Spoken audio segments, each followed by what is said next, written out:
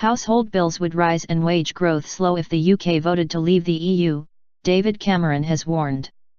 The Prime Minister said the weekly shop would increase by almost 3%, equivalent to an extra £120 a year on food and drink for the average family. The former bosses of 4 major high street retailers said Brexit would increase prices and put jobs at risk.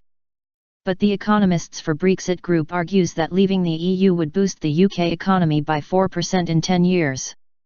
Both sides in the EU referendum debate stepped up warnings on the core issues of the economy and immigration.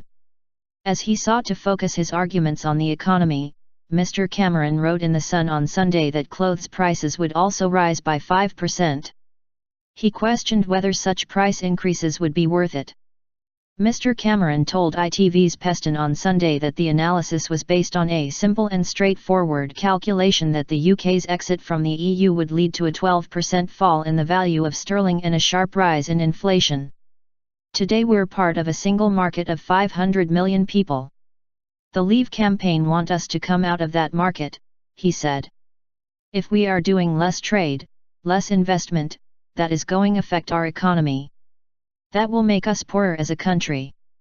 In the end, it's not surprising if your currency falls. Former chiefs of Tesco Sir Terry Leahy, Sainsbury's Justin King, Marks and Spencer Mark Bolland and B&Q owner Kingfisher have warned that leaving the EU could have a catastrophic impact on Britain's economy. In an article in the Mail on Sunday they said it would send prices in the shops higher and risk a rise in inflation, job losses, and further falls in the pound.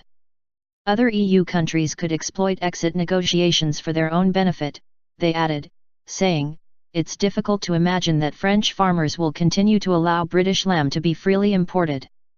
However, there have been competing claims by opposing sides over what impact leaving the EU would have on the UK's economy. A group of 8 influential economists from the group Economists for Brexit previously argued that leaving the EU would boost the UK economy by 4% in 10 years, and prices in the UK would fall by 8% without EU import tariffs. The government insists that the UK and other EU members have a veto on new members joining the EU. But Armed Forces Minister Penny Mordaunt said the migrant crisis was likely to accelerate Turkey joining the EU and the referendum was the UK's only chance of making clear its opposition. She told BBC One's Andrew Marr show, "I don't think the EU is going to keep Turkey out. It is going to join.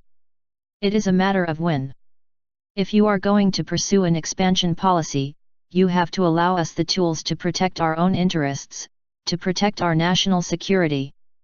That we do not have.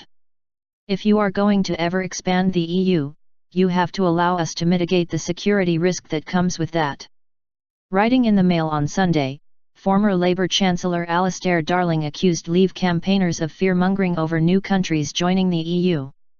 With just over a month to go until the June 23 referendum, a poll by Sunday newspaper The Observer and Opinium has suggested that Conservative voters are switching to the Remain camp.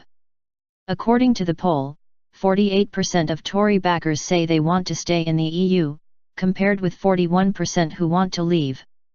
The first Opinium/Observer referendum poll in early April showed 44% of Conservative voters in favour of leaving against 39% who backed staying in. With a little over a fortnight until the June 7 voter registration deadline, 28 million UK households are to be targeted in a £2.4 million campaign by the Electoral Commission to persuade people to vote, starting this week. As well as a major advertising campaign, every known household with a postal address in the UK will be sent a booklet on how to register to vote, and what to do on polling day.